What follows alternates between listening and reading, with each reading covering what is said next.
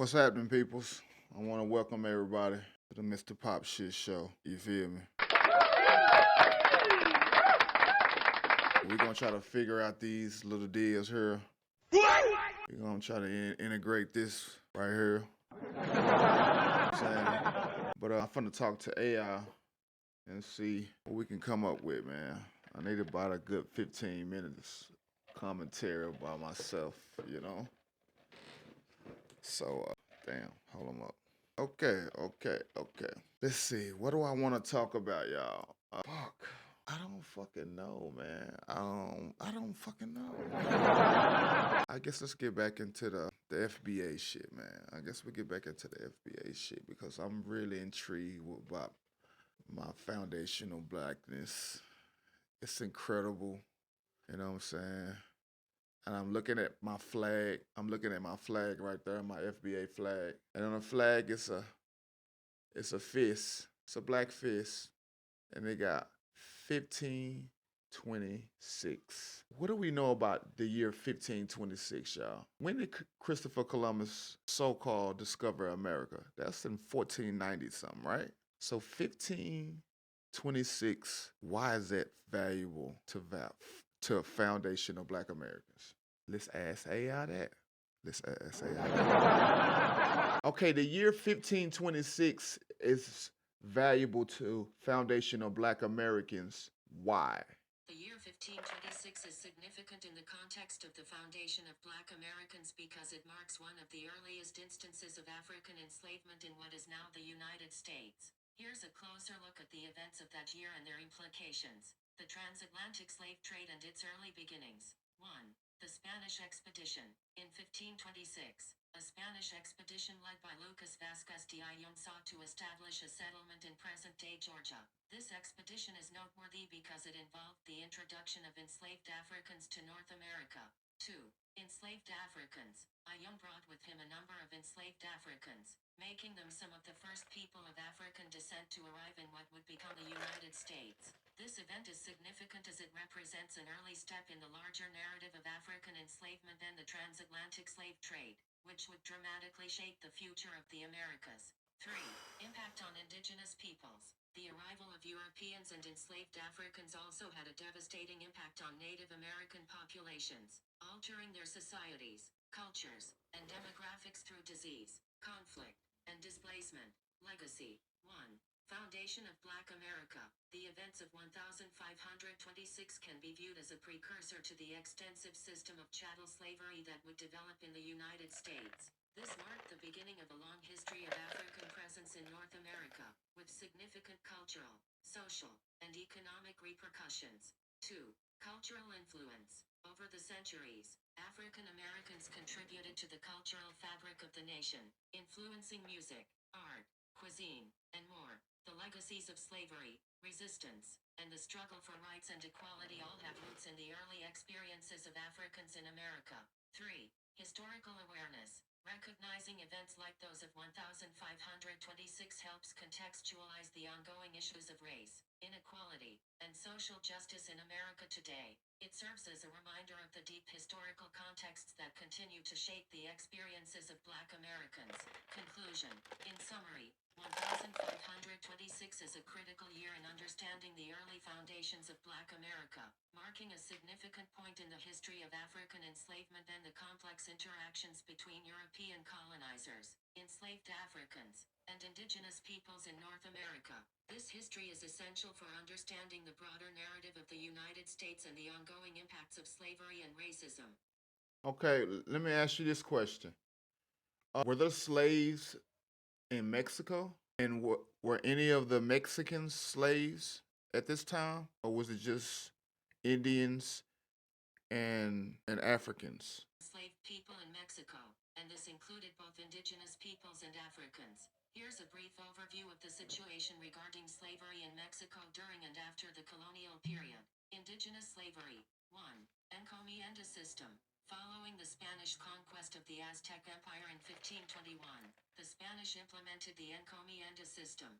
This system allowed Spanish settlers to claim the labor of indigenous people in specific areas. While technically not slavery, it imposed harsh labor conditions that resulted in significant exploitation.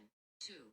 Forced labor. Many indigenous people faced forced labor in mines, plantations, and other labor-intensive enterprises. Many died due to overwork and harsh conditions. African slavery. 1. Introduction of Africans. Africans were brought to Mexico beginning in the early 16th century. The first Africans arrived with Spanish colonizers shortly after the conquest. By the late 1500s and into the 17th century, the number of enslaved Africans in New Spain, the Spanish colonial territory that included present-day Mexico, began to grow. 2. Role of Africans. Enslaved Africans worked in various roles, including agriculture, mining, and domestic service. They were often subjected to brutal treatment, much like enslaved people in other parts of the Americas. 3. Mixed communities. Over time, various racial and ethnic groups mixed in colonial Mexico, which led to the creation of a complex social hierarchy. The population included indigenous peoples, African descendants, and Europeans, Spanish settlers, which helped form a diverse cultural landscape. Legacy. 1. Abolition of slavery. Slavery in Mexico was officially abolished in 1829, although forms of labor exploitation persisted well beyond the legal end of slavery. The history of slavery has left a lasting impact on Mexican society, culture, and demographics. 2. Cultural contributions. Enslaved Africans and their descendants contributed significantly to Mexican culture, particularly in areas such as music, dance, and cuisine. Conclusion. In summary, both indigenous people and Africans were subjected to various forms of bondage and forced labor in Mexico during and after the colonial era. Understanding this history is essential for appreciating the complex social fabric of contemporary Mexican society and its historical roots. Damn, I forgot. See, this is gonna help me going with AI because I forgot what I was gonna say. Forgot what I was gonna fucking say. I forgot what I was gonna say. God damn. Cause you gotta be quiet and let it get its shit off. And you don't want to interrupt it. Damn. What was I for that? No worries. It sounds like you're in the midst of brainstorming or formulating ideas. If you need some time to gather your thoughts or if you have more to say, just take your time. When you're ready, feel free to share whatever you want, and I'll be here to listen and respond. So is it safe to say that the whites was the last to get to the Sure. Americans? What would you like to say? Feel free to complete your thought or ask your question, and I'll do my best to assist you. Is it safe to say that the whites were the last to get to the Americans? It's accurate to say that European colonization, particularly by the Spanish, French, and later the English, occurred later than the initial arrival of indigenous peoples in the Americas. Here's a brief overview to provide context. 1. Indigenous peoples. The first inhabitants of the Americas are believed to have arrived over 15,000 years ago via the Bering Land Bridge from Asia. These indigenous communities established rich, diverse cultures long before Europeans arrived. 2. European arrival. Norse explorers, such as Leif Erikson, are thought to have reached parts of North America, specifically present-day Newfoundland, around 1000 CE, but this settlement did not lead to widespread colonization. 3. Spanish and other European explorers. The age of significant European exploration began in earnest with Christopher Columbus's voyage in 1492, leading to Spanish colonization in the Caribbean, Mexico, and South America. The French and the Dutch established their presence in North America in the 16th and 17th centuries, while the English began to settle along the Atlantic coast around the early 1600s. 4. Colonization patterns. Various European powers established colonies throughout the Americas over the centuries. By the time English settlers arrived in North America, the Spanish had already been well established in Central and South America for more than a century. Conclusion. So, while the indigenous peoples were the original inhabitants, Europeans, including the Spanish, French, and later the English, arrived at different times, with the English being among the later groups to establish settlements in North America. If you have further questions or need more detail, feel free to ask. Well, you didn't really answer my question, but I get what you said. So the English was the last. Those are the whites. Okay.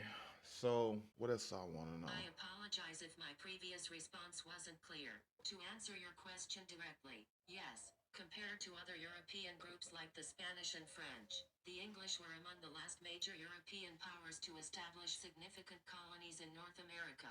If you're asking about the broader context of European colonization and the arrival of different groups, you could say that among the major European nations involved in colonization, the English were relatively late to the Americas compared to the Spanish and French. If you have more specific aspects you want to discuss or additional questions, please let me know. Is it only the Spanish and French? So only the Spanish and French was here first. You still don't want to know that maybe some Africans was.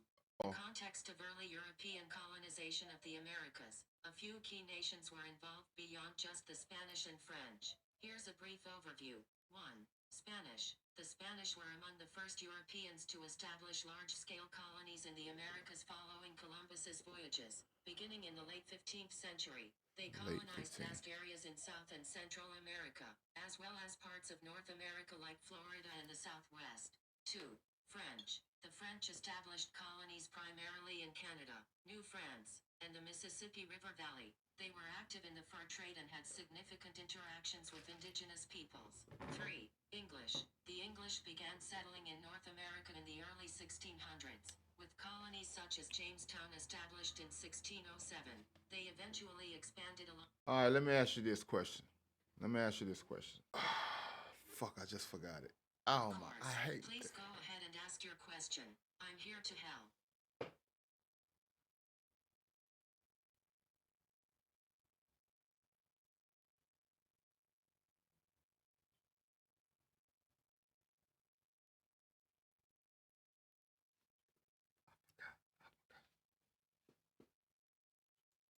I make this shit look easy. I make this shit look easy.